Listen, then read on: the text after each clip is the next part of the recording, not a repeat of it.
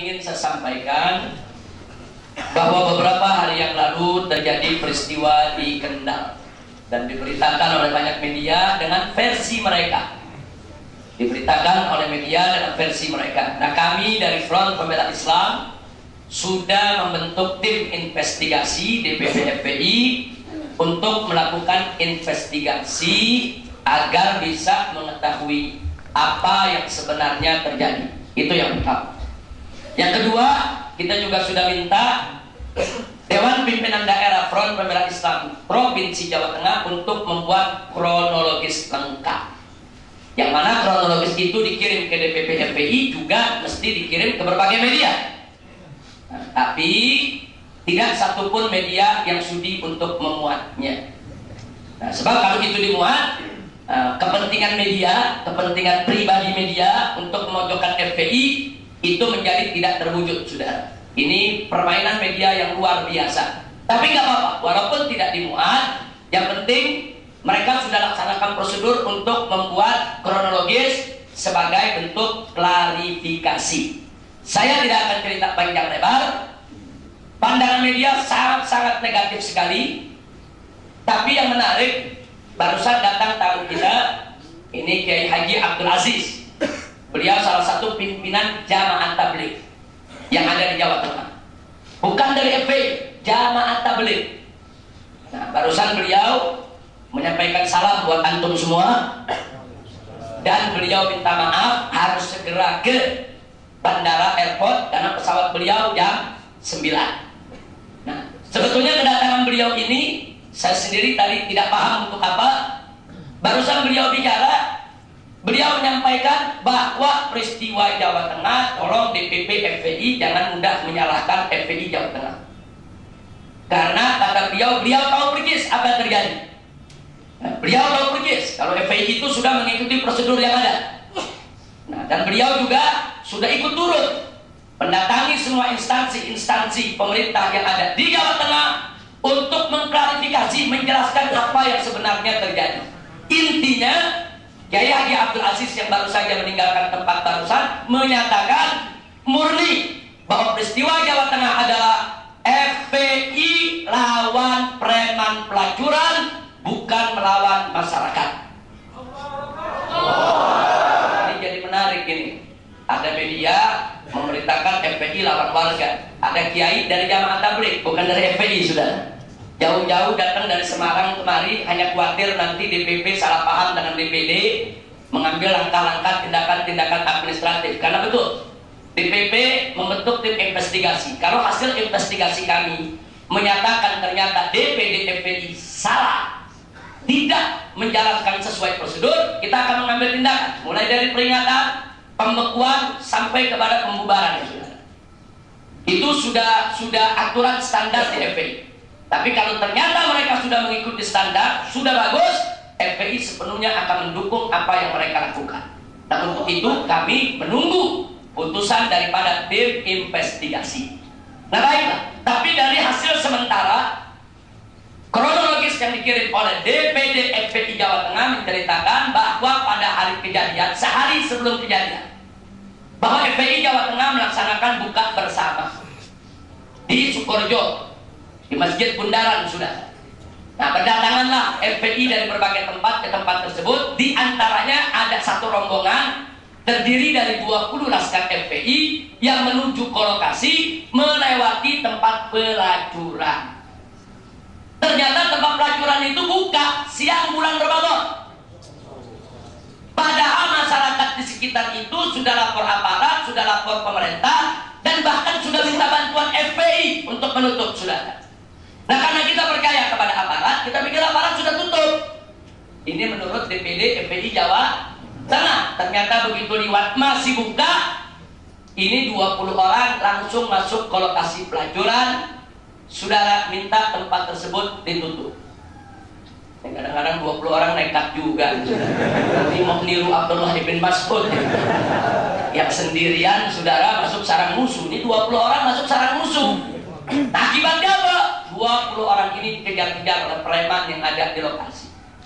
Nah, ini jadi supaya kita tahu, saudara. Nah, akhirnya 20 orang ini sebagian luka, menyelamatkan diri, ikut buka bersama, tapi besoknya datang lagi, saudara.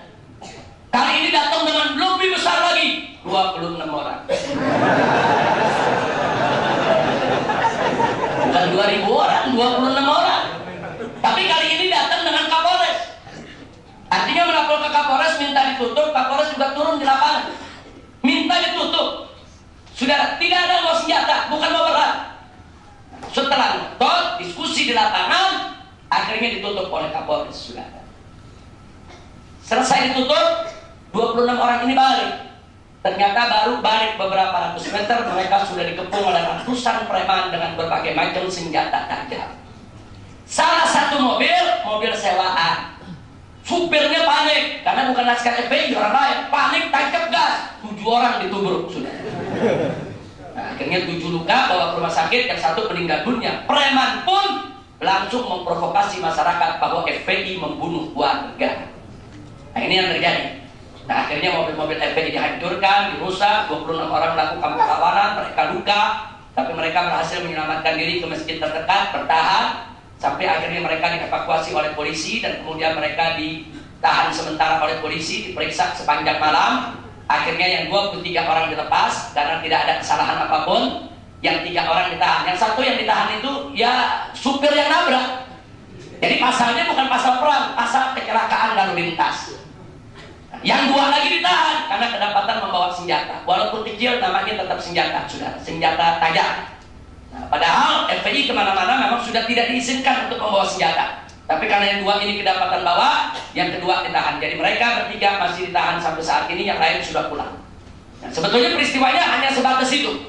Tapi sekarang kita lihat di televisi, FPI lawan warga, warga ngamuk, bakar mobil FPI, menghantam 26 laskar FPI. FPI dibenci oleh masyarakat. Tidak satu pun televisi menayangkan bagaimana ratusan preman membawa senjata tajam. Ada? Nggak ada. Jadi laskar FPI yang datang, yang nutup tempat pelacuran, salah, radikal, ekstrim. Tapi preman ratusan yang bawa senjata tajam, nggak apa-apa. Jadi dari sini kita sudah bisa tahu bagaimana dan setingkat apa kelas daripada media kita, saudara. Sebetulnya televisi kita kelasnya sebagaimana sih? Kelas murahan. Media-media kita yang katanya besar-besar itu, saudara, kelas murahan, tidak profesional dan tidak proporsional. Karena media-media tadi punya kepentingan, para wartawan ini hanya membuat senang bos-bosnya yang punya kepentingan, tidak lebih. Makanya jangan salahkan saya kalau sudah lama saya menolak kedatangan wartawan untuk wawancara secara khusus. Saya tolak. Saya tidak pernah terima lagi wartawan sampai hari ini, kecuali kalau wartawan itu berhasil menjegat saya pada event-event tertentu. Kita lagi ke DPR, keluar, kemudian dijegat pada wartawan, 1-2 pertanyaan, masih kita layani. Di luar itu tidak, sudah. Karena percuma, kita bicara 1 jam yang dimuat 5 menit. Kita bicara 2 kalimat dipotong yang dimuat 1/3 kalimat, sudah. Nah, intinya apa? Mereka hanya mencari peluang untuk memojokkan kita.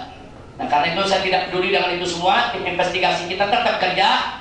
Dan saya hanya minta, karena kebetulan hari ini juga teman-teman di Jawa Tengah sedang mendengarkan acara ini. Nah, kita minta kepada DPD FPI Jawa Tengah untuk tetap wajib melakukan evaluasi, introspeksi diri. Mungkin jangan-jangan ada kesalahan, apakah di administrasi, apa di prosedur, atau salah strategi, saudara.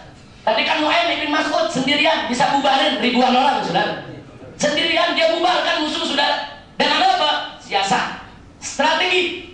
Nah, kadang-kadang itu juga mesti lihat evaluasi supaya ke depan tidak terulang lagi, saudara. Pada 26 orang masuk ke lokasi pelacuran, di sana ada ratusan, hampir 1000 preman yang nyari nafkahnya dari tempat pelacuran. Ini sama juga masuk ke sarang di mana mereka akan punya resiko dibunuh.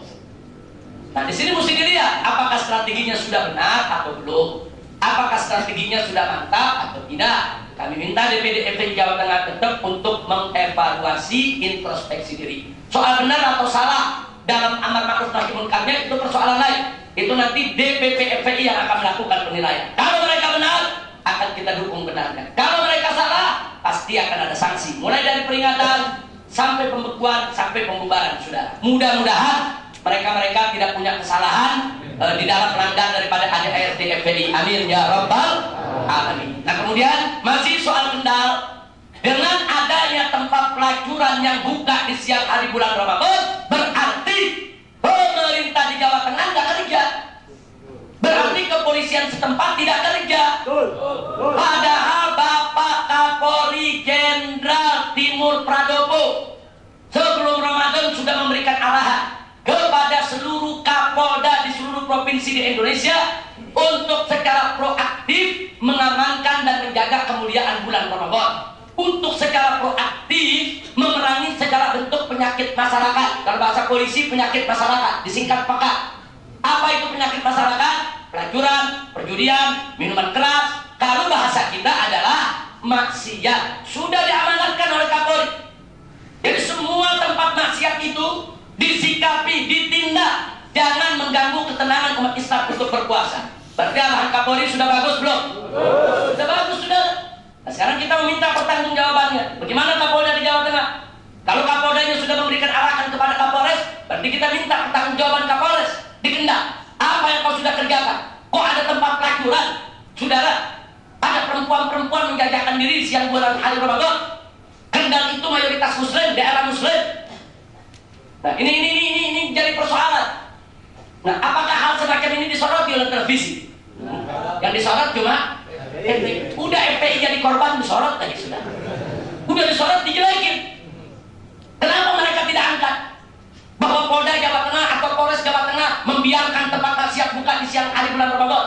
Kenapa tidak mereka kritik Pemda di sana yang tidak membuat nyaman dan aman umat Islam yang berpuasa, yaitu di Kendal? Kenapa mereka tidak kritik preman-preman tempat maksiat yang tetap buka, tidak menghormati umat Islam yang sedang berpuasa di bulan Ramadan? Kenapa mereka tidak kritik preman-preman yang membawa senjata tajam? Dan kenapa polisi tidak tangkap mereka? Justru FPI 26 yang ditangkap. Kenapa? Nah, ini menjadi kritik kita, dan ini bagian akan kita investigasi, saudara. Nah, itu saja. Bagi mereka yang mau tahu lebih jauh, silakan buka website FPI, www.fpi.org.id. Nah, kalau ada wartawan protes, Habib kalau begitu menghalangi informasi. Kalau nggak mau diwawancarai, berarti Habib ini menyembunyikan informasi dari wartawan. Saya tidak pernah menyembunyikan informasi. Anda mau informasi, buka website FPI, selesai. Kan wartawan bisa buka website FPI. Di sana kan ada pernyataan daripada pimpinan-pimpinan FPI. Silakan mereka kutip kalau mereka mau kutip. Kalau mereka tidak mau kutip, saya juga nggak mikirin kok, masa bodoh. Betul? Jadi kita jangan bergantunglah kepada wartawan-wartawan yang suka memusuhi umat Islam, sudah.